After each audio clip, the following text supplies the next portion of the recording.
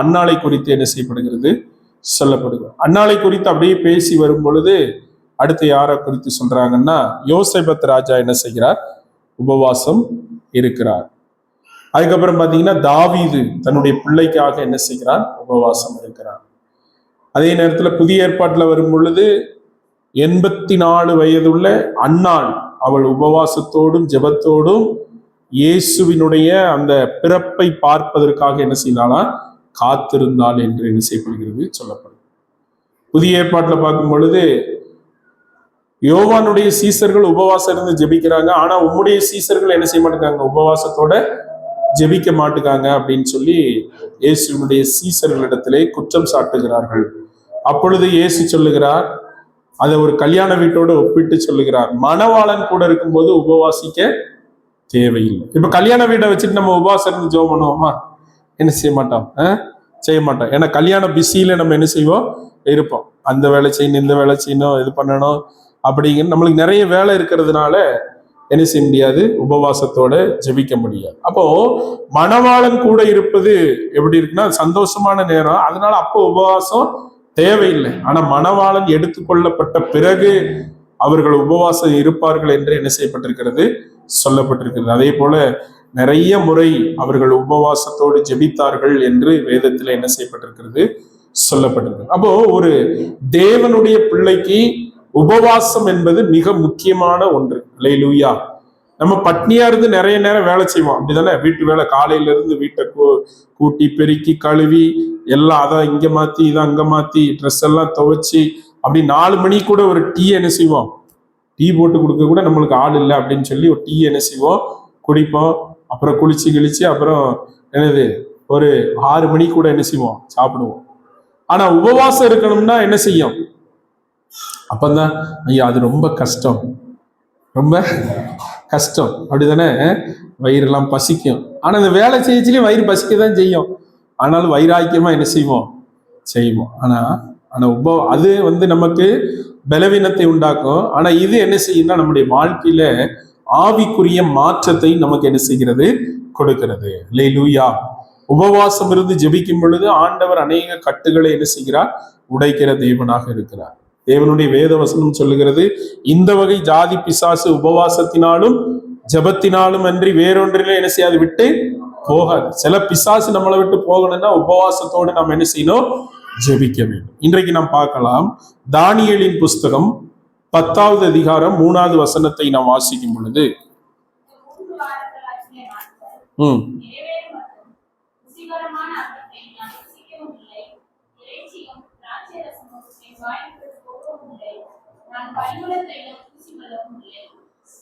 அப்ப பாருங்க, தானியேல் ஒரு முடிவெடுக்கிறான். 3 வாரம் என்ன செய்கிறானா, இறைச்சி சாப்பிடல, ருசியான சாப்பாடு என்ன செய்யல, சாப்பிடல, ஒரு பத்திய சாப்பாடு போல என்ன செய்கிறான், சாப்பிடுகிறான். அல்லேலூயா.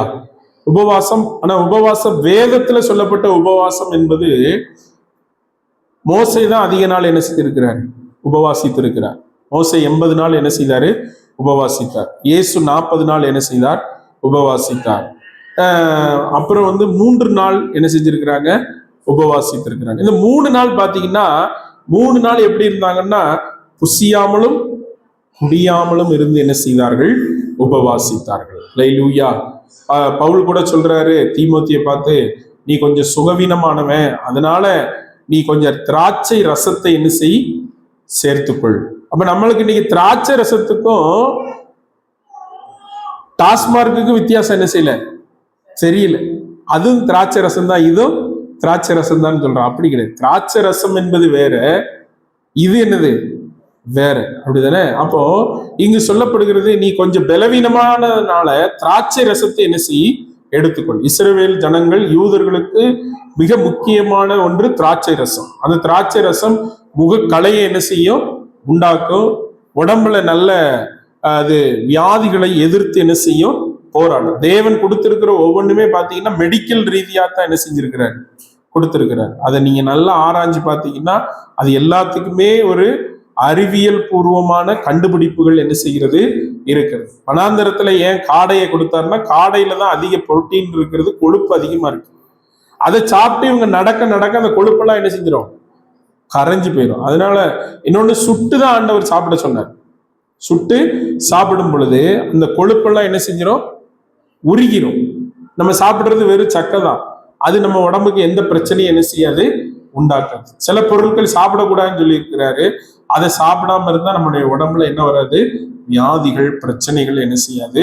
வராது என்பதற்காக ஆண்டவர் அப்பொழுதே திட்டம் பண்ணி என்ன செய்திருக்கிறார்? கொடுத்திருக்கிறார். அப்ப இங்க தானியேலை குறித்து நாம் பார்க்கும் பொழுது தானியேல் சொல்லக்கூடியதான காரியம் என்னவென்றால், அவன் சொல்லுகிறான், அந்த 3 வாரங்களாகிய நாட்கள் நிறைவேறும் மட்டும் ருசியான அப்பத்தை நான் புசிக்கவும் இல்லை, இறைச்சியையும் திராட்சை ரசமும் என் வாய்க்குள் போகவும் இல்லை, நான் பரிமள தைலம் பூசிக்கொள்ளவும் இல்லை. 1ஆம் மாதம் 24ஆம் தேதி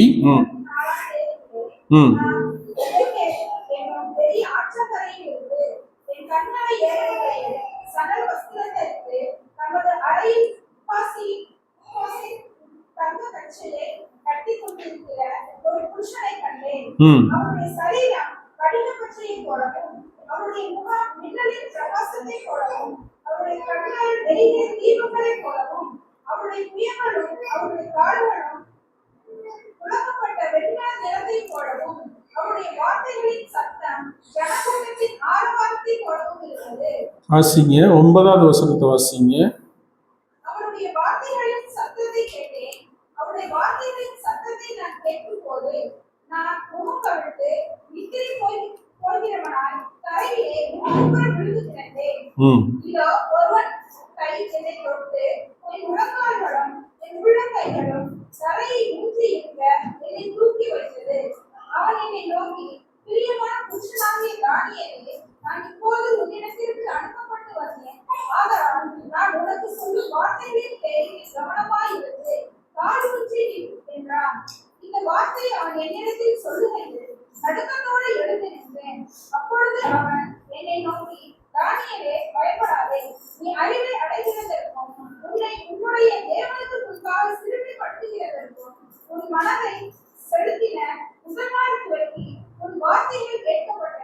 அல்லேலூயா. அப்ப பாத்தீங்கன்னா இவன் எப்போ ஆண்டவருடைய சமூகத்துல தீர்மானம் எடுத்து ஆண்டவருடைய சமூகத்துல உட்கார்ந்தானோ அப்பொழுதே ஆண்டவர் இவனுடைய ஜெபத்தை என்ன செய்திருக்கிறார்? கேட்டிருக்கிறார். அல்லேலூயா. ஆனாலும் இவன் ஜெபத்தை தடை செய்யும்படியாக பெர்சிய ராஜ்யத்தின் அதிபதி 21 நாள் மட்டும் என்ன செய்தானா? என்னோடு எதிர்த்து போராடி கொண்டு. அப்ப நீங்க ஜெபம் பண்ண ஆரம்பிக்கும் பொழுது ஆண்டவர் நம்முடைய ஜெபத்தை கேட்கிறார். ஆனா அந்த ஜெபத்திற்கு பதில் வராதபடிக்கு தேசாதிபதியினுடைய சக்திகள் அல்லது பிசாசினுடைய கிரியைகள் என்ன செய்து கொண்டிருக்கிறது? போராடி கொண்டிருக்கிறது. அல்லேலூயா. அப்ப தானியேலினுடைய ஜெபம் அவனுக்கு பதில் வராதபடியினாலே அவன் சோர்ந்து போனவனாக இருந்தான். ஆனால் தேவனுடைய வார்த்தை அவனுக்கு வந்த பொழுது அவன் என்ன செய்தானா? குப்புற விழுந்துட்டான். முகங்குப்புற என்ன செஞ்சான்? விழுந்து கிடந்தான். அவனை தூக்கி அவனை நிறுத்தி ஒருத்தர் சொல்லுகிறான், தானியேலை பயப்படாதே, நீ அறிவை அடைவதற்கு உன்னை உன்னுடைய தேவனுக்கு முன்பாக சிறுமைப்படுத்தினதற்கும் உன் மனதை செலுத்தின முதல் நாள் துவங்கி உன் வார்த்தை கேட்கப்பட்டது, உன் வார்த்தை நிமித்தமே நான் வந்தேன். அல்லேலூயா. அப்ப நம்ம ஜெபத்திற்கு ஆண்டவர் பதிலை என்ன செய்கிறார்? அனுப்புகிறார். நம்முடைய உபவாச ஜெபத்தை தொடங்குகிற நாள் முதலே நமக்கு ஆண்டவர் என்ன செய்கிறாரு? பதிலை அனுப்புகிறார். ஆனா அந்த உபவாச ஜெப நாட்களிலே ஒரு பெரிய போராட்டம் நமக்கு என்னது வரும். அந்த போராட்டத்தை நீங்க என்ன செய்யணும்? மேற்கொள்ள வேண்டும். அல்லேலூயா. அந்த உபவாச ஜெப நாட்கள் முடிந்த பிறகோ இல்ல நீங்க உபவாசம் இருந்து கொண்டிருக்கும் பொழுதோ சில போராட்டங்கள் நமக்கு என்ன செய்யும்? வரும். அந்த போராட்டத்தை ஜெயிக்கிறதுலதான் உங்களுடைய சக்சஸ் என்ன செய்கிறது? இருக்கிறது. அப்ப இவன் ஜெபம் பண்ண ஆரம்பிச்ச நாள் முதல் பதிலை எதிர்பார்த்து கொண்டே இருக்கிறான். ஆனா பதில் என்ன செய்யல? வரல. சோர்ந்து போய் என்ன செய்கிறார்? இருக்கிறார். திடீரென்று தேவ தூதர் என்ன செய்கிறார்? வெளிப்பட்டு அவனுக்கு என்ன செய்கிறார்? அந்த வார்த்தைகளை அறிவிக்கிறார். என்னன்னா, உனக்கு உதவி செய்யும்படியாக சொல்லப்படுகிறது. ஆனாலும் பிரதான அதிபதிகளில் ஒருவனாகிய மிகாவேல் எனக்கு உதவியாக வந்தான். ஆதலால் நான் அங்கே பெர்சியாவின் ராஜாவினிடத்தில் என்ன செய்தேன்? தரித்திருந்தேன். இப்பொழுது கடைசி நாட்களில் உன் ஜனங்களுக்கு சம்பவிப்பதை உனக்கு இந்த தரிசனம் நிறைவேற இன்னும் நாள் என்னது செல்லும். அப்ப இதுல என்ன பார்க்கிறோம்னா, நாம ஒரு காரியத்தை பெற்றுக்கொள்ள வேண்டும் என்றால் ஆண்டவரிடத்திலே நாம் ஒரு தீர்மானத்தோட என்ன செய்யணும்?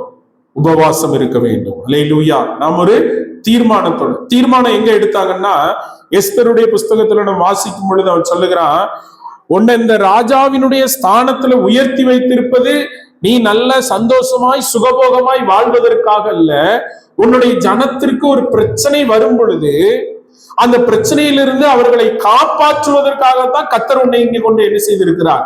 வைத்திருக்கிறார். அப்ப இந்த வார்த்தை கேள்விப்பட்ட உடனே அவள் ஒரு தீர்மானம் எடுக்கிறாள். நான் 3 நாள் புசியாமலும் குடியாமலும் தேவ சமூகத்தில் என்ன செய்ய போகிறேன்? உபவாசம் இருக்க போகிறேன். இந்த உபவாசம் முடிந்து நான் ராஜாவினிடத்தில் என்ன செய்வேன்? போவேன்னு சொல்லி. அப்போ நீங்க உபவாசம் இருக்கும் பொழுது ஒரு தீர்மானம் எடுக்கணும். என்ன தீர்மானம் எடுக்கணும்னா, இந்த காரியத்திற்காக நான் உபவாசத்தோடு ஜெபிக்கிறேன், இத்தனை நாள் நான் என்ன செய்வேன்? ஜெபிப்பேன். இந்த மணியிலிருந்து இந்த மணி நேரம் வரைக்கும் நான் என்ன செய்வேன்? ஜெபிப்பேன். ஆண்டவர் எனக்கு இந்த காரியத்தை என்ன செய்யணும்? நிறைவேற்ற வேண்டும். அப்ப ஒரு உடன்படிக்கை. என்னது? ஒரு உடன்படிக்கை ஆண்டவரோடு நம்ம என்ன செய்கிறோம்? பண்ணுகிறோம். இப்ப ஒரு நாள் உபவாசம் இருக்கோம்னு வைங்களேன். ஒரு நாள், ஆண்டவரே இன்னைக்கு சனிக்கிழமை என்ன செய்யறேன்? காலையில 10 மணில இருந்து சாயந்தரம் 6 மணி வரைக்கும் நான் என்ன செய்யறேன்? உபவாசம் இருப்பேன். அப்போ நைட்டு மட்டும் என்ன செய்வேன்? சாப்பிடுவேன். மீதி 2 நேரம் உணவை நான் என்ன செய்ய மாட்டேன்? சாப்பிட மாட்டேன். எனக்கு ஒரு வேலை வேணும், இல்லை எனக்கு ஒரு குழந்தை வேணும், எனக்கு ஒரு வீடு வேணும், இல்லை என் குடும்பத்தில் இருக்கிற பிரச்சனைகள் போராட்டங்கள் என்ன செய்யணும்? மாற வேண்டும் என்று சொல்லி நீங்க உபவாசம் இருக்கிற அந்த நேரத்துல, அந்த மணி நேரத்துல ஆண்டவரோடு ஒரு உடன்படிக்கை செய்து நீங்க அந்த உபவாசத்தை தொடக்கி, அதான் சொல்லப்படுகிறது, உபவாசத்தை தொடக்கிறது மாத்திரமல்ல, அந்த உபவாச நாட்கள்ல நீங்க வெளியே எங்கேயும் என்ன செய்யக்கூடாது? போகக்கூடாது. இந்த உபவாச நாள்ல என்ன செய்யக்கூடாது? வெளியே போகக்கூடாது.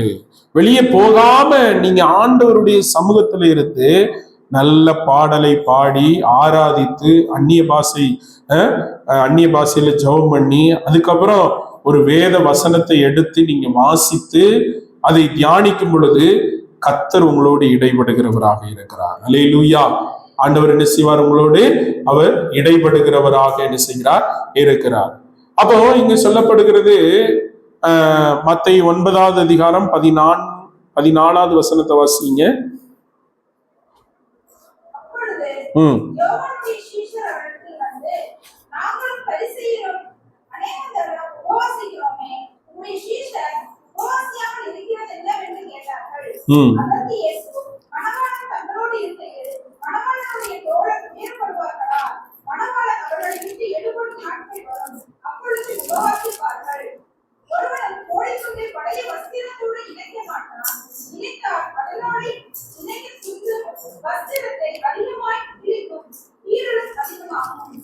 அப்ப பாருங்க, இங்க இயேசுவினுடைய சீசர்கள் உபவாசிக்கல என்பதை குறித்து அவர்கள் என்ன செய்கிறார்கள்? கேள்வி கேட்கிறார்.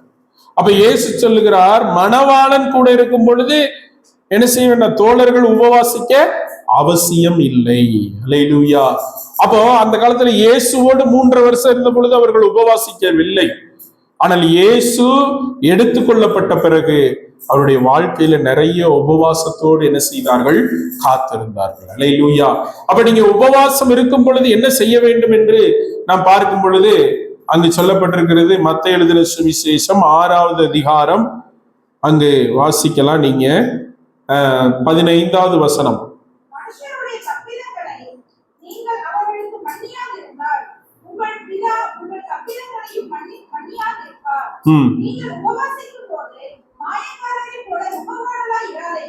அப்ப நீங்க உபவாசிக்கும் பொழுது உங்களுடைய முகம் மத்த நாளை விட எப்படி இருக்கணும்? பிரகாசமா இருக்கணும். அல்லேலூயா.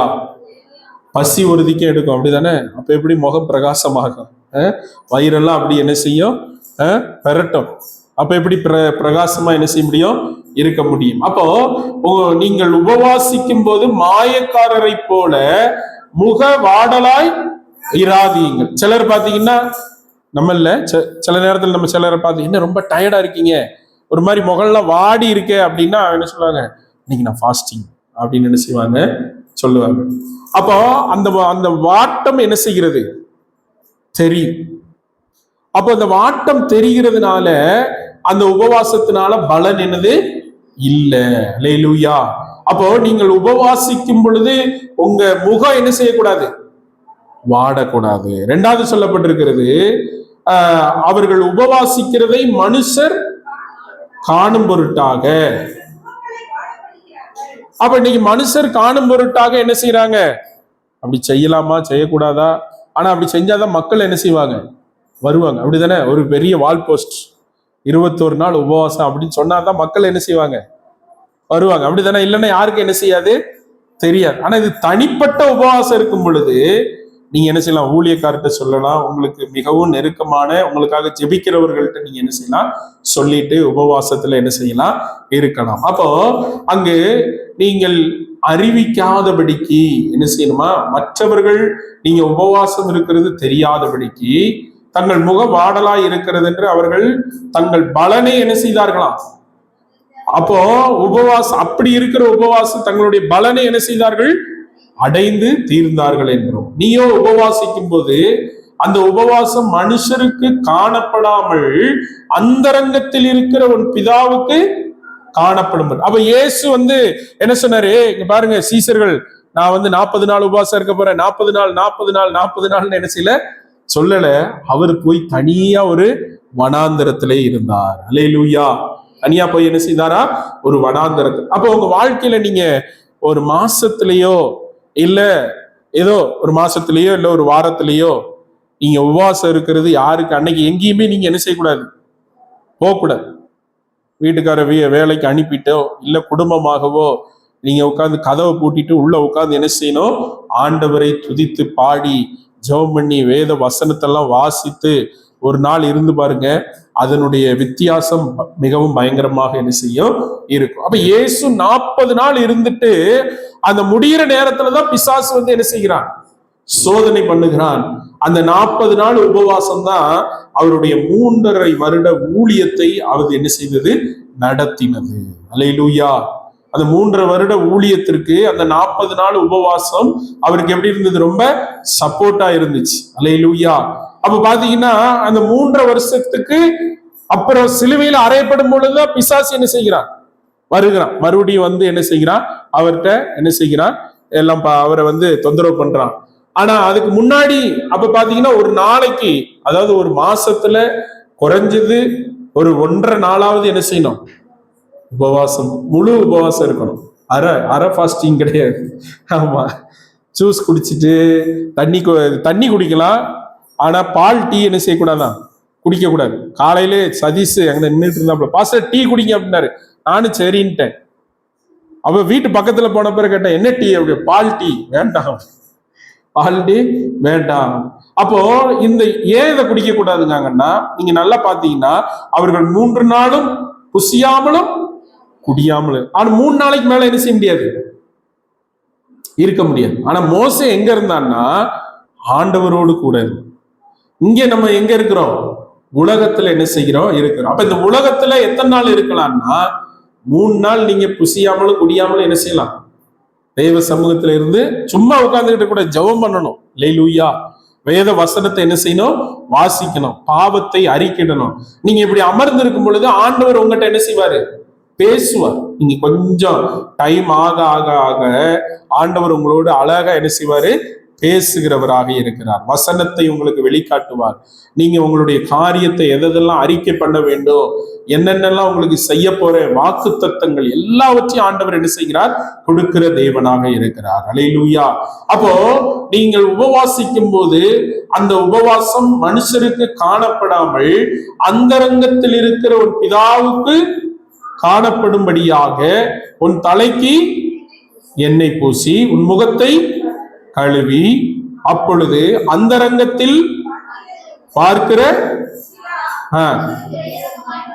ஆமா, மத்த நாள்ல நம்ம பவுடர் அடிக்கிறத விட கொஞ்சம் சேர்த்து என்ன செய்யணும், அடிக்கணும். நல்லா மேக்கப் பண்ணிட்டு என்ன செய்யணும், ஆண்டவருடைய சமூகத்துல போய் நம்ம என்ன செய்யணும், உட்கார்ந்து. அப்ப தெரியாது இல்ல, என்ன இன்னைக்கு கொஞ்சம் மேக்கப் பயங்கரமா இருக்கு. நேற்று சும்மா சொல்றேன், ஒரு ஒரு வீடியோ ஒண்ணு பார்த்தேன், ரொம்ப ஆச்சு. கணவன் பைக் எடுத்துட்டு போறாரு, மனைவி வந்து பின்னாடி உட்கார்ந்தோன்னா பைக் தூக்கிருச்சு. தூக்கினோடனே அவரு பைக்கை நிறுத்தி இறக்கி என்ன செய்யறாரு, அவ்வளோத்தையும் லைட்டா தேய்ச்சி தேய்ச்சி தேய்ச்சி தேய்ச்சி தேய்ச்சி எடுக்கிறார்.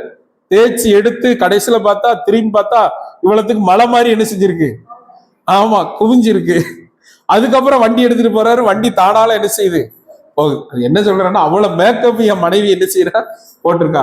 என் மனைவியோட வெயிட்டோட மேக்கப் வெயிட் தான் என்ன செய்யுது இருக்கு. அப்போ உபவாசம் இருக்கும் பொழுது நல்ல இன்னும் கொஞ்சம் பவுடர் எல்லாம் போட்டு ஆண்டவருடைய சமூகத்துல நல்ல எண்ணெய் எல்லாம் தேய்ச்சி என்ன செய்யணும், குளிச்சு நீட்டா ஃப்ரெஷ்ஷா போய் இருக்கும் பொழுது நம்ம உபவாசம் இருக்குன்னு ஆண்டவருக்கு மட்டும்தான் தெரியும். அல்லேலூயா.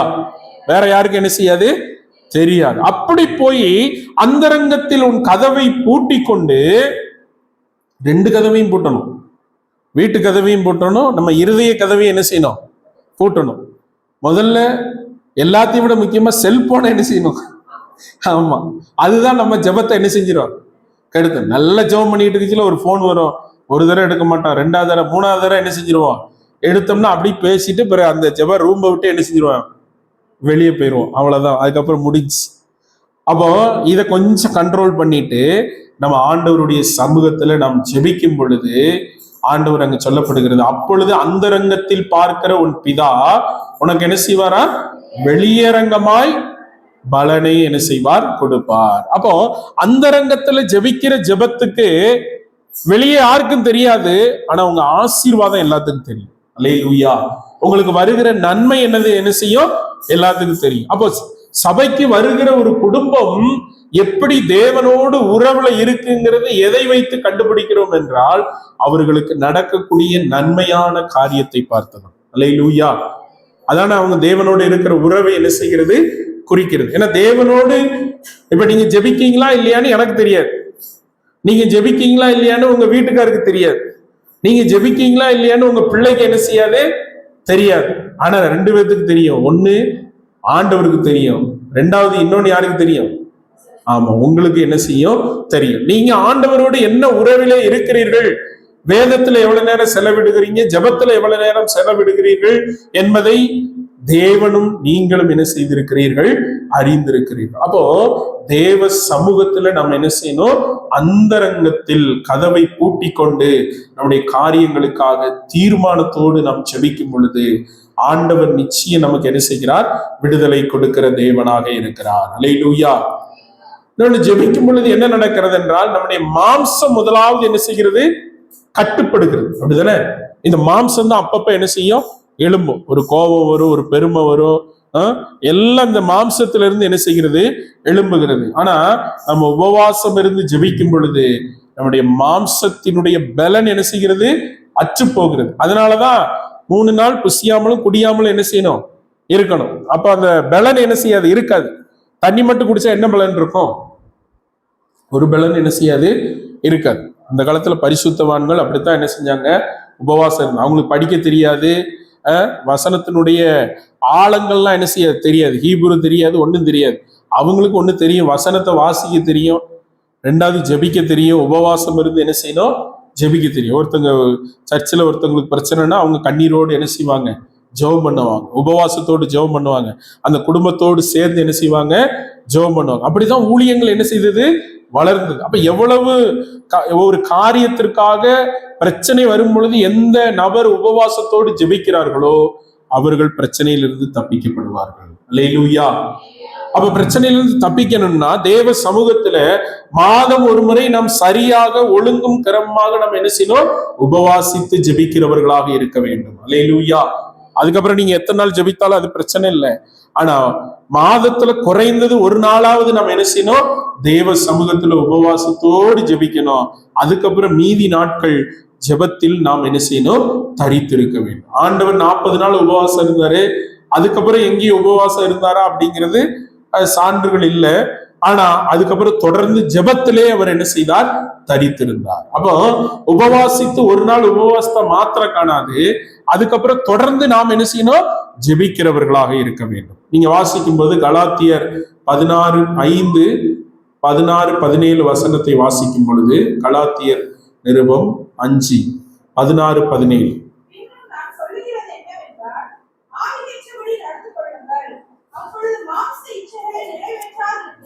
அப்ப நீங்க உபவாசம் இருக்க ஆரம்பிச்சிட்டீங்கனாலே நீங்க யாரு போல மாறுறீங்கன்னா ஆவிக்கேற்றவர்களாய் மாறி விடுகிறீர்கள். ஆவியானவருடைய வழி நடத்துதலுக்கு நேராய் நீங்க என்ன செய்யறீங்க? மாறி விடுகிறீர்கள். நீங்க யாருடைய நடத்துதல் படி இருக்கிறீங்கன்னா ஆவிக்கேற்றபடி என்ன செய்கிறீங்க? நடக்கிறீர்கள். மாம்சத்தினுடைய கிரியைகள், ஆமா, மாம்சத்தினுடைய கிரியைக்கு நாம் என்ன செய்யலாம்? மாம்சத்தினுடைய அந்த பசிக்கு நாம் என்ன செய்வதில்லை? உணவு கொடுப்பதில்லை. ஆவிக்கு நாம் என்ன செய்கிறோம்? உணவு கொடுக்கிறோம். வாசிங்க. மாம்சம் ஆவிக்கு விரோதமாகவும்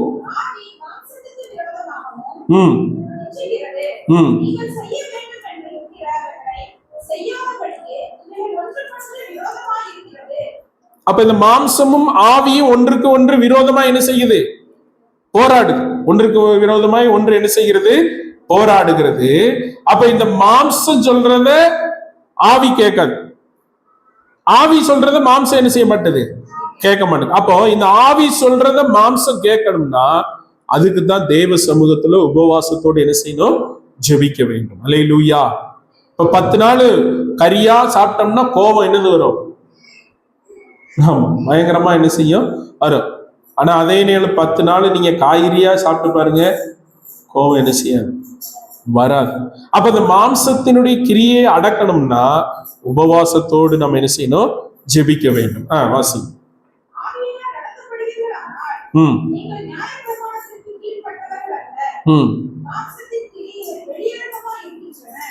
மாம்சத்தின் கிரியைகள் ஆவியில நடத்தப்பட்டீங்கன்னா நீங்க நியாயப்பிரமாணத்துக்கு கீழ்பட்டவர்கள் அல்ல, ஆவியின் பிரமாணத்திற்கு என்ன செய்றீங்க?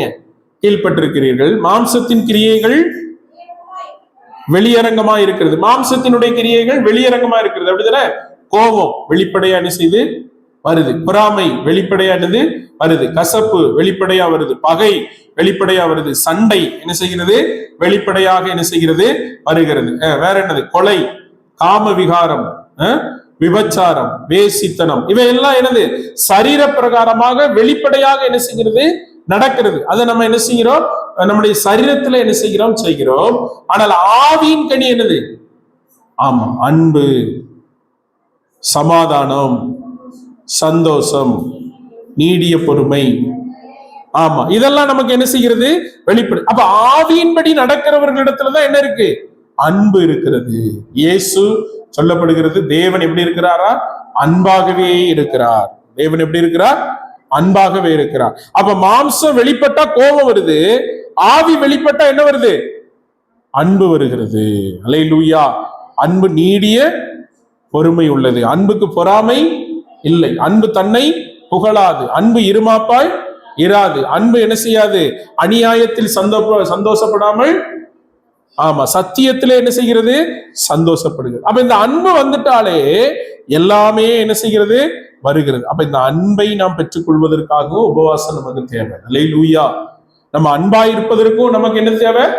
உபவாசம் தேவை. அன்பா இருக்கணும்னா தேவனுடைய சுபாவம் நமக்குள்ள என்னது?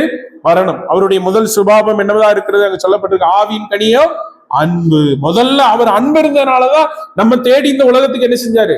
வந்தார். அன்பு இருந்ததுனாலதான் உங்களுக்காகவும் எனக்காக ஜீவனை கொடுத்தார்.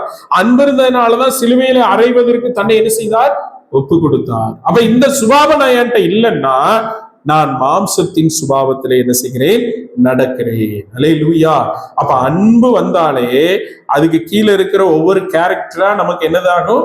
வர ஆரம்பிக்கும். அப்ப ஆவிக்குரிய கனி கொடுக்க வேண்டும் என்றால் நான் உபவாசத்தில் என்ன செய்யணும்? தரித்திருந்து ஜெபம் பண்ணணும். ஆண்டவரே, எனக்குள்ள அன்பு வரட்டும், எனக்குள்ள என்னது வரணும்? தயவு வரணும், எனக்குள்ள சமாதானம் வரணும், எனக்குள்ள சந்தோஷம் வரணும், எனக்குள்ள இச்சையடக்கம் வரணும் அப்படின்னு சொல்லி ஆண்டவருடைய சமூகத்துல உபவாசத்தோடு நாம் ஜெபிக்கும் பொழுது ஆண்டவர் நமக்கு அதை என்ன செய்கிறார்? தருகிற தேவனாக இருக்கிறார். அல்லேலூயா, அல்லேலூயா. தொடர்ந்து நாம் ஒரு சில காரியங்களை மாத்திரம் பார்த்து நாம் ஜெபிக்கலாம். நெகேமியாவின் புஸ்தகம் 1வது அதிகாரம் 4 முதல் வாசிக்கலாம். நெகேமியாவின் புஸ்தகம் 1வது அதிகாரம் 4வது வசனம் முதல்.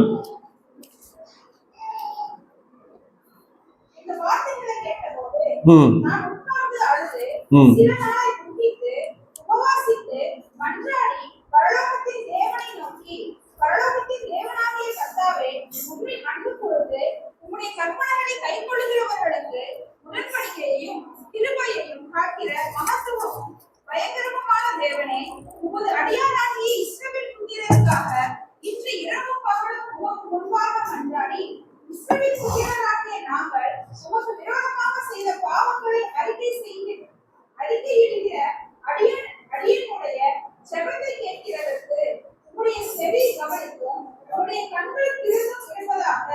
நான் என் தகவல் வீட்டாரும் பாவம் செய்தோம். நாங்கள் உமக்கு முன்பாக மிகவும் கெட்டவர்களாய் நடந்தோம். நீர் உம்முடைய தாசனாகிய மோசேக்கு கற்பித்த கட்டளைகளையும் நியாயங்களையும் கைக்கொள்ளாதேயே போனோம். ஆமென். அப்ப பாத்தீங்கன்னா இங்க முதல்ல என்ன செஞ்சானா, இந்த வார்த்தையை கேட்ட உடனே முதல்ல என்ன செஞ்சானா, துக்கித்து உபவாசித்து என்ன செய்தானா, மன்றாடினான். அப்போ நெகேமியா எருசலேமினுடைய அலங்கங்கள் இடிக்கப்பட்டிருக்கிறது, தீக்கிரையாக்கப்பட்டிருக்கிறது என்று கேட்ட உடனே அவன் முதல் செய்தது என்னவென்றால் சந்தோஷம். அப்படிதான் வேணும். ஆண்டவருடைய வார்த்தையை கேட்காம ராஜாக்கள் ஆளுகை செய்தார்கள். அப்ப இன்னைக்கு அதெல்லாம் அவங்க அனுபவிக்கதான் செய்யணும் அப்படின்னு அவன் என்ன செய்யல, சொல்லல. ஒரு ஜெபிக்கிற மனிதன் அப்படி என்ன செய்ய மாட்டான், சொல்ல மாட்டான். ஏன்னா ஒரு ஜெபிக்கிற மனிதனுடைய பார்வை எப்படி இருக்கும்னா தேவனை போலவே பார்ப்பான். ஜெபிக்கிற மனிதனுடைய பார்வை எப்படி இருக்கும், தேவனை போல. ஒரு பாவத்துல இருக்கிற நபரை போய் ஆண்டவர் எங்கேயாட்டு திட்டிருக்காரா? வேதத்துல எங்கேயுமே என்ன செய்யல, திட்டல. விபச்சாரத்துல பிடிப்பட்ட ஸ்திரிய ஆண்டவர் கல்லெறிஞ்சு கொள்ளணும், அதான் நியாய பிரமாணம். ஆனா சொன்னாரு, நீங்க இதுக்கு என்ன தீர்ப்பு கொடுக்கீங்கன்னு சொன்ன உடனே அவர் என்ன செய்யல, ஒண்ணுமே. அவர் எதை எழுதிக்கிட்டு இருந்தாரு, உங்களில் என்னது பாவம் செய்யாதவன் முதல் கல்லை என்ன செய்யுங்க, எரிய கடவீர்கள் என்று சொன்ன உடனே எல்லாரும் என்ன செஞ்சிட்டாங்க, போயிட்டாங்க. அப்போ ஒரு பாவம் செய்த ஒரு பாவியை பார்க்கும் பொழுது இயேசுவினுடைய பார்வை எப்படி இருக்குன்னா வித்தியாசமா இருக்கும். இயேசுவினுடைய பார்வை எப்படி இருக்கும், வித்தியாசமா இருக்கும். அன்பாக என்ன செய்வார், பார்ப்பார். அவனுக்குள்ள இருக்கிற சாத்தானுடைய கிரியை அவனை எப்படி அழிக்கிறது என்பதை ஆண்டவர் என்ன செய்கிறார், பார்க்கிறவராக என்ன செய்கிறார், இருக்கிறார். அப்போ இந்த பாவம் செய்த அந்த பாவத்திற்காக அந்த தேசம் எரிந்து இருக்கிறதை, அந்த தேசம் சீரழிந்து இருக்கிறதை பார்த்து இவன் துக்கப்படுறான். ஐயோ, என்னுடைய தேசத்தினுடைய எல்லைகள் என்ன செய்கிறது, தீக்கிரையாக்கப்பட்டிருக்கிறது அப்படின்னு சொல்லி அந்த துக்கம் அவனை எங்க கொண்டு போகிறது என்றால் தேவ சமூகத்துல போய் தன் அறை வீட்டை பூட்டி ஆண்டவருடைய சமூகத்துல அவன் உபவாசித்து ஜெபிக்கிறவனாக என்ன செய்கிறது, அவனை மாற்றுகிறது. அல்லேலூயா. இப்ப இன்னைக்கு நம்மளுக்காக எத்தனை நாள் உபவாசம் இருக்கிறோம், அதே போல நம்முடைய தேசத்திற்காக நம்ம எத்தனை நாள் உபவாசம் இருந்து ஜெபிக்கிறோம். நம்முடைய வாழ்க்கையில இந்தியாவில இந்த டாஸ்மார்க் கடை அடைக்கணும், ஜனங்கள் மனம் திரும்ப வேண்டும், ரட்சிக்கப்பட வேண்டும், அதுக்காக மாத்திரம் நம்ம உபவாசம் இருந்து என்னைக்காவது ஜெயிச்சிருக்கோமா? நம்மளுக்காக ஜெபம் பண்ணும், அப்படிதானே? எனக்கு சுகமாகணும், பிள்ளை படிக்கணும், எனக்கு வேலை கிடைக்கணும், எனக்கு வீடு வேண்டும், எனக்கு நான் ஆசீர்வாதமா இருக்க வேண்டும் என்று சொல்லி நாம் என்ன செய்கிறோம், ஜெபிக்கிறோம். அது தப்பு கிடையாது. ஆனால் இங்கு நெகேமியா எதற்காக ஜெபிக்கிறான் என்றால் அவனுடைய ஆசீர்வாதத்திற்காக ஜெபிக்கல, அவன் தேசத்தினுடைய நன்மைக்காக திறப்பிலே நின்று ஜெபிக்கிறவனாக இருக்கிறான். அல்லேலூயா. அப்போ இன்றைக்கு ஆண்டவர் அப்படிப்பட்ட இருதயம் உள்ள ஜெபிக்கிற நபர்களை இந்த கடைசி காலத்திலே தேவன் தேடிக்கொண்டு இருக்கிறார். அல்லேலூயா. அதனாலதான் அங்கு சொல்லப்படுகிறது, தேசத்தின்காக திறப்பிலே நிற்கவும் சுவரை அடைக்கத்தக்க ஒரு மனிதனை நான் என்ன செய்கிறேன், தேடிக்கொண்டு இருக்கிறேன். அல்லேலூயா. அப்ப இன்னைக்கு இந்திய தேசத்திற்காக நம் கண்ணீரோடு ஜெபிக்கிறோமா? இந்திய தேசத்திலே இருக்கிற ஆளுகிற தலைவர்களுக்காக நாம் கண்ணீரோடு ஜெபிக்கிறோமா? இந்தியாவில இருக்கிற எத்தனையோ, நம்ம முந்தானத்து கூட பார்த்தோம், குழந்தைகள் பிச்சை எடுக்க வைக்கிறாங்க, ஊசிய போடுறாங்க, 500 ரூபாய்க்கு தன்னுடைய சொந்த குழந்தைய என்ன செய்யறாங்க, வாடகைக்கு கொடுக்கறாங்க. எத்தனையோ பாலியல் காரியத்துல குழந்தைகள் என்ன செய்யறாங்க, பாதிக்கப்படுகிறார்கள். குழந்தை திருமணங்கள் இருக்கிறது. இதெல்லாம் கேட்டு நமக்கு துக்கம் வருகிறதா? இல்ல அந்த நேரத்துல மாத்திரம் நாம் துக்கத்தோடு இருந்து விட்டு அமைதியாக இருக்கிறோமா? ஆனா நெகேமியா அப்படி இல்லை. அந்த செய்தியை, தன்னுடைய தேசத்தினுடைய செய்தியை கேள்விப்பட்டு அவன் தேவ சமூகத்திலே துக்கத்தோடு ஆண்டவருடைய சமூகத்துல போய் என்ன செய்தான், ஜெபித்தான். அல்லேலூயா. அல்லேலூயா. மத்தேயு 5வது அதிகாரம் 4வது வசனத்தை வாசிக்கும் பொழுது, மத்தேயு 5:4.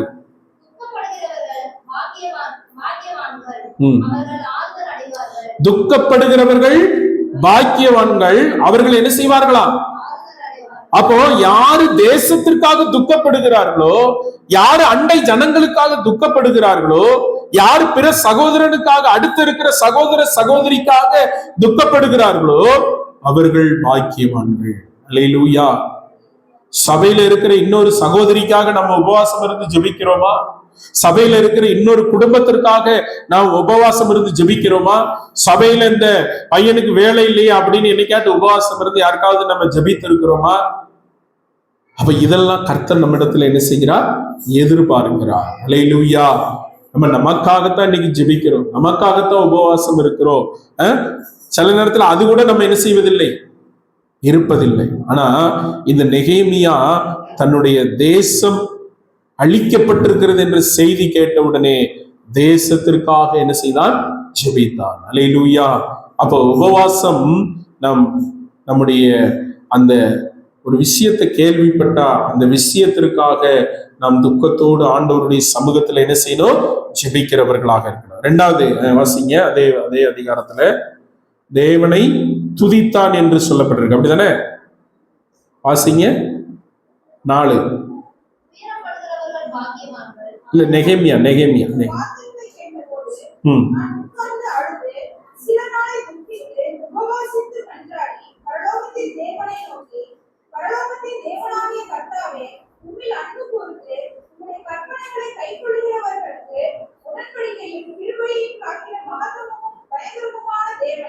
அப்ப தேவனை நோக்கி என்ன செய்தான்? துதித்தான்.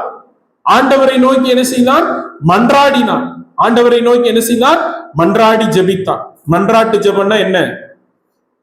சொல்லுங்க பாப்போம். மன்றாட்டு ஜெபம்னா என்ன? மண்டி போட்டு ஜெபிப்பேன். ஒரு காரியத்தை மறுபடியும் ஆண்டவருடைய சமூகத்துல விழுந்து கிடந்து அதே சொல்லி ஜெபிக்கிறது, புலம்பி ஜெபிக்கிறது. அன்னாள் என்ன செய்தான்? புலம்பி ஜெபித்தான். எஸ்தர் புலம்பி ஜெபித்தாள். அப்படியே அந்த காரியத்தை சொல்லி அதுக்காகவே அழுது இரக்கத்தோடு கெஞ்சி ஆண்டவருடைய சமூகத்துல மன்றாடுவது.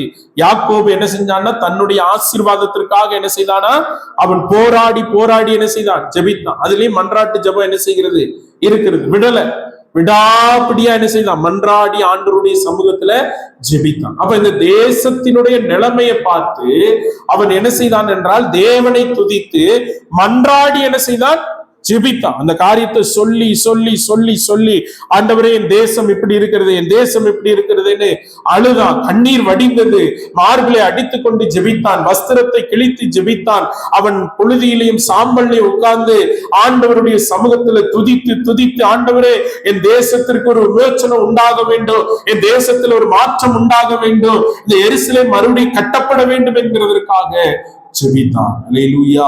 அப்ப இன்னைக்கு உங்களையும் என்னையும் ரட்சித்த ஆண்டவர் நம்மளை போன்று இருக்கிற 140 கோடி ஜனங்கள் ஆண்டவரை அறிவதற்காக நாம் மன்றாடி ஆண்டவருடைய சமூகத்துல ஜெபிப்போமானால் ஆண்டவர் நிச்சயம் அந்த ஜெபத்தை கேட்டு ஜனங்களை என்ன செய்வார்?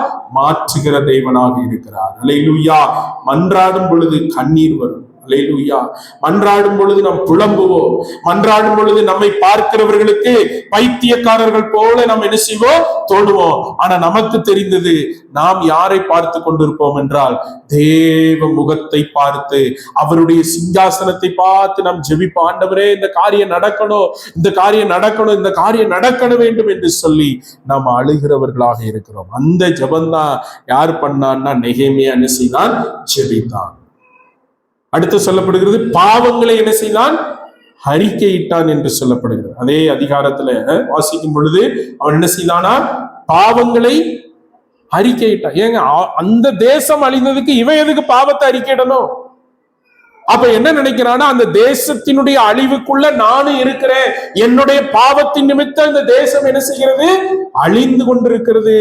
என்கிறதான அந்த உணர்வை கர்த்தர் அவனுக்கு கொடுத்தார். ஹல்லேலூயா.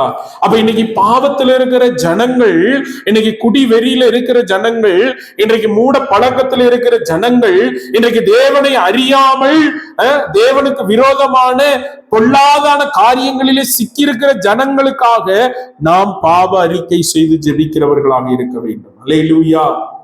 பாவத்தை அறிக்கையிடாம தேவனிடத்திலிருந்து என்ன செய்யாது? பதில் வரும். ஆண்டவரே, என் தேசத்தின் பாவத்தை என்ன செய்யும்? மன்னியும். என் தேசத்தில் இருக்கிற குடிகாரர்களை மன்னியும். என் தேசத்தில் இருக்கிற விபச்சாரக்காரர்களை மன்னியும். என் தேசத்தில் இருக்கிற ஊழல் செய்கிறவர்களை என்ன செய்யும்? மன்னியும். என் தேசத்துல மனசாட்சி இல்லாம இருக்கிற ஜனங்களை மன்னியும். என் தேசத்துல மூட பழக்கத்துல இருக்கிற ஜனங்களை என்ன செய்யும்? மன்னியும். என் தேசத்துல இன்னும் பாவத்தினுடைய அந்த வாழ்க்கையில திகைத்து வாழ்ந்து கொண்டிருக்கிறவர்களை என்ன செய்யும்? மன்னியும் என்று ஆண்டவருடைய சமூகத்துல நாம் மன்றாடி ஜெபிக்கிறவர்களாக இருக்க வேண்டும். அறிக்கையிடணும். பாவத்தை என்ன செய்யணும்? அறிக்கையிடணும். அல்லேலூயா. நம்ம பாவத்தை நம்ம சரியா என்ன செய்யணும்? அறிக்கையிடணும். எனக்குள்ள இருக்கிற கோபத்தை எடுங்கப்பா, எனக்குள்ள இருக்கிற வைராக்கியத்தை என்ன செய்யுங்க? இடங்க. எனக்குள்ள இருக்கிற சண்டை இடங்க. எனக்குள்ள இருக்கிற மார்க்க பேதத்தை என்ன செய்யுங்க? எடுங்க. வாக்குவாதத்தை எடுங்க. கீழ்ப்படியாம இருக்கிறத எடுத்து போடுங்க. இப்படி முதல்ல நமக்கு நாம் அறிக்கை செய்யும் பொழுது தேசத்துக்காக என்ன செய்ய வேண்டும் என்பதை ஆண்டவர் உங்களோடு என் கூட என்ன செய்வாரு? பேசுகிற தேவனாக இருக்கிறார். அல்லேலூயா. நீதிமொழிகள் 28:13 வாசிக்கும் பொழுது,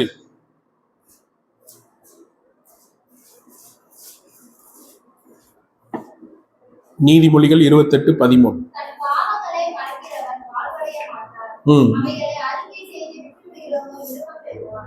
தன் பாவங்களை மறைக்கிறவன் என்ன செய்ய மாட்டான்? வாழ்வடைய மாட்டான். ஆனால் அவைகளை அறிக்கை செய்து விட்டு விடுகிறவனோ. அப்ப இன்னைக்கு நம்ம பாவ அறிக்கை ரொம்ப முக்கியம். அதை போய் வேற யார்ட்டையும் சொல்ல வேண்டாம், ஆண்டவர்கிட்ட சொன்னா போதும். அல்லேலூயா. உங்க பாவ அறிக்கையை யார்கிட்ட சொல்லணும்? ஆண்டவர்கிட்ட சொல்லணும். பிள்ளைகளுக்கு சொல்லிக் கொடுக்கணும். ஸ்கூல்ல இருந்து ஏதாட்டும் எடுத்துட்டு வந்தா அதை கொண்டு போய் கொடுத்துட்டு அதுக்கு முன்னாடி வீட்டுல என்ன செய்யணும்? ஜெபம் பண்ணா. தெரியாம எடுத்துட்டு வந்து ஆண்டவரே என்ன செய்யுங்க? மன்னித்து விடுங்க. நான் என் வீட்டுல சொல்லுவேன், ஒரு பைசா அங்கே கிடந்தா அங்கனே தான் கிடக்கணும். அதை என்ன செய்யக்கூடாது? எடுத்து போய் செலவழிக்க கூடாது. இல்லைன்னா எடுத்து யார்கிட்ட கொடுக்கணும்? அம்மாட்டையோ அப்பாட்டையோ என்ன செய்யணும்? கொடுக்கணும். அதை எடுக்கிற பழக்கம் என்ன செய்யக்கூடாது? இருக்கக்கூடாது. அப்ப நாம் சிறு வயதிலிருந்து கற்றுக் கொடுக்க வேண்டும். நம்மளும் அந்த பழக்கத்துல என்ன செய்யணும்? அறிக்கையிடணும். பாவத்தை அனுதினமும் நாம் என்ன செய்யணும்? அறிக்கையிடுகிறவர்களாக இருக்க வேண்டும். அடுத்தபடியாக அவன் என்ன செய்தானா? விண்ணப்பம் பண்ணினான் என்று சொல்லப்பட்டிருக்கிறது. தேசத்திற்காக என்ன செய்தானா? விண்ணப்பம் பண்ணினான். விண்ணப்ப ஜெபம் என்ன செய்தான்? ஏறெடுத்தான். அப்போ முதலாவது துக்கித்து உபவாசத்தோடு ஜெபம் பண்ணா, இரண்டாவது துதித்து மன்றாடி என்ன செய்தான்? ஜெபித்தான். மூணாவது பாவங்களை அறிக்கையிட்டு என்ன செய்தான்? ஜெபித்தான். நாலாவது விண்ணப்பம் பண்ணினான். தேசத்திற்காக என்ன செய்தான்? விண்ணப்பம் பண்ணினான். வாசிங்க 11 10-11 வாசிங்க. நெகேமியா 1:10-11.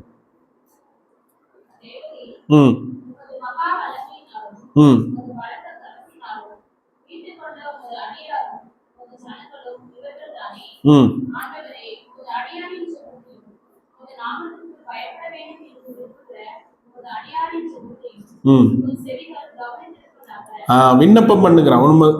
உன்னுடைய செவிகள் என்ன செய்வது? கவனி. அப்ப நம்ம நினைக்கிறோம் நம்ம சொல்றதெல்லாம் ஆண்டவர் கேட்க மாட்டார்னு. ஆண்டவர் சொல்லி இருக்கிறாரு, 2 பேர் பரிசுத்தவான்கள் பேசி கொண்டிருக்கிறதே கேட்கும் பொழுது ஜெபத்தை என்ன செய்வாரா? ரொம்ப கவனமா என்ன செய்வாரு? கேட்பார். பேசிக்கிட்டு இருக்கிறதே ஆண்டவர் உற்று கவனிக்கும் பொழுது அப்ப ஜெபத்தை இன்னும் அதிகமாய் ஆண்டவர் என்ன செய்கிறார்? அக்கறை எடுத்து கேட்கிறவராக இருக்கிறார். அப்போ விண்ணப்பம் பண்ணினான். தேசத்திற்காக விண்ணப்பம் பண்ணுகிறவர்களாக இருக்க வேண்டும். அல்லேலூயா. ஒவ்வொரு மாநிலத்திற்காக விண்ணப்பம் பண்ணுகிறவர்களாய், ஒவ்வொரு ஜனங்களுக்காக விண்ணப்பம் பண்ணுகிறவர்களாய். நீங்க ஒரு நாளைக்கு மொத்தமா எல்லாத்துக்காக ஜெபிக்கிறதை விட ஒரு மாசத்துல நீங்க என்ன செய்யலாம்? இன்னைக்கு முதல் தேதி 1ஆம் தேதி மருத்துவர்களுக்காக ஜெபிக்கலாம். 2ஆம் தேதி டிரைவருக்காக ஜெபிக்கலாம். 3ஆம் தேதி அரசியல்வாதிக்காக ஜெபிக்கலாம். 4ஆம் தேதி ஆசிரியர்களுக்காக ஜெபிக்கலாம். 5ஆம் தேதி விளையாட்டு வீரர்களுக்காக ஜெபிக்கலாம். 6ஆம் தேதி விவசாயத்திற்காக ஜெபிக்கலாம். இப்ப டெய்லி ஒரே நாள்ல எல்லாம் ஜெபிக்க முடியாது. ஆனா ஒவ்வொரு நாளும் ஒவ்வொரு துறைக்காக நாம் ஜெபிக்கும் பொழுது ஆண்டவர் நிச்சயம் நம்ம தேசத்துல என்ன செய்வார்? மாற்றங்களை உண்டாக்குவார். அல்லேலூயா. அப்போ இந்த செய்திகளை கேள்விப்பட்டு அவன் அப்படியே இருக்கவில்லை. அவன் தேவ சமூகத்திலே துக்கித்து உபவாசித்து தேவனை துதித்து மன்றாடி அறிக்கையிட்டு விண்ணப்பம் பண்ணி என்ன செய்தானா? ஜெபம் பண்ணினான். அல்லேலூயா. மத்தேயு 7வது அதிகாரம் 8-9 வாசிங்க. மத்தேயு 7வது அதிகாரம் 8-9 வசனத்தை வாசிங்க. ஏனென்றால் கேட்கிறவன் எவன் பெற்றுக்கொள்கிறான், தேடுகிறவன் பெற்றடைகிறான், தட்டுகிறவனுக்கு திறக்கப்படும். அப்போ ஆண்டவர் சொல்லுகிறார், யாரு ஜெபம் பண்றாங்களோ அவங்களுக்கு கிடைக்கும், யாரு தட்டுகிறார்களோ அவர்களுக்கு என்ன செய்யப்படும்? திறக்கப்படும். என்ன நடந்துச்சு? நெகேமியா அவன் பானபாத்திரக்காரனாக இருந்தான். அவன் போய் ராஜாவுக்கு போய் உணவு பரிமாறும் பொழுது ராஜா பார்த்து கேட்டான், ஏன் நீ துக்கமாய் இருக்கிறாய் என்று. ஏன் துக்கமாய் இருக்கிறாய் என்று. அவன் சொன்ன, ஒண்ணு இல்ல ராஜா அப்படின்னா. இல்ல, உன்னுடைய முகம் எனக்கு என்ன செய்யும்? தெரிகிறது. ஏன்னா டெய்லி வந்து சாப்பாடு போடுறான், டெய்லி ராஜாவுக்கு எல்லாம் செய்யறான். அப்ப ராஜா கேட்கிறார், ஏன் உன் முகம் வாடலா இருக்கிறது? அப்ப அவன் சொல்றான், இல்ல என் தேசத்துல இப்படி இருக்கிறது அப்படி, தேசத்துல இப்படி இருக்கு. அப்ப உனக்கு என்ன செய்யணும்னு ராஜா கேட்கிறான். அல்லேலூயா. அப்ப இன்னைக்கு பரலோக ராஜாவும் உங்களிடத்துல கேட்பார். நீங்க உபவாசத்தோடு கண்ணீரோடு விண்ணப்பத்தோடு பாவ அறிக்கை செய்து மன்றாடி ஜெபிக்கிற உங்களை பார்த்து ஆண்டவர் கேட்கிறார், மகளே மகனே உனக்கு என்ன வேண்டும்? அவன் கேட்கிறான், உனக்கு என்ன வேணும் அப்படின்னு கேட்கும் பொழுது அவன் சொல்லுகிறான், என் தேசத்துல இப்படிப்பட்ட பிரச்சனை இருக்குன்னு சொன்னோடனே, சரி அதுக்கு என்ன செய்யணும்னு கேட்கும் பொழுது அவன் சொல்லுகிறான், இப்படிதான் பிரச்சனை இருக்கா, சரி நான் இதெல்லாம் உனக்கு பண்ணித்தாரேன், நீ கவலைப்படாத, நீ போய் அந்த அலங்கத்தை என்ன செய்ய கெட்டு என்று சொல்லுகிறார். அல்லேலூயா. நம்முடைய தேவன் ஒரு ராஜாவே பதில் கொடுப்பார்னா நம்முடைய ஆண்டவர் நமக்காக பெரிய பதில்களை என்ன செய்வார்? கொடுப்பார். அல்லேலூயா. இன்றைக்கு ஒருவேளை நீங்க உபவாசத்தோடு வந்திருந்தீங்கன்னா கர்த்தர் உங்களுக்காக அவர் என்ன செய்வார்? பதிலை கொடுக்கிற தேவனாக என்ன செய்கிறார்? இருக்கிறார். கடைசியாக ஒரு வசனத்தை வாசித்து நாம் முடிக்கலாம். லூக்கா 5வது அதிகாரம் 36, 37, 38, 39 வாசிக்கலாம். லூக்கா 5, 36, 37, 38.